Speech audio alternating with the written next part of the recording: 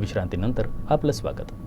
Share मार्केटमध्ये भरघोस परतावा मिळवून देण्याचे आमिष दाखवून अकोल्यातील एका नामांकित डॉक्टरची तब्बल 16 लाख रुपयांची फसवणूक करण्यात आली। या प्रकरणी खदान पोलीस ठाण्यात फसवणुकीचा गुन्हा दाखल करण्यात आला आहे। शासकीय वैद्यकीय महाविद्यालयाच्या नेत्ररोग विभागात सहयोगी प्राध्यापक म्हणून कार्यरत असलेले डॉक्टर भविष्य तुलसीदास गुरुदासानी हे काही दिवसांपासून ऑनलाईन शेअर खरेदी विक्री करत होते। 11 फेब्रुवारी 2025 रोजी A41 स्टॉक मार्केट गाईड नावाच्या व्हॉट्सॲप ग्रुपवरून त्यांना संदेश आला। त्यातून ते ग्रुपमध्ये सामील झाले। या ग्रुपमध्ये पंकज शर्मा नावाचा इसम सतत शेअर मार्केटबाबत मार्गदर्शन करत होता। सुरुवातीला त्याच्या सूचनानुसार व्यवहार केल्यावर थोडाफार नफा झाल्यानं डॉक्टर गुरुदासानी यांचा विश्वास बसला। त्यानंतर शर्मा याने वेल्थ अलायन्स नावाच्या दुसऱ्या ग्रुपमध्ये सहभागी होण्याचा सल्ला दिला।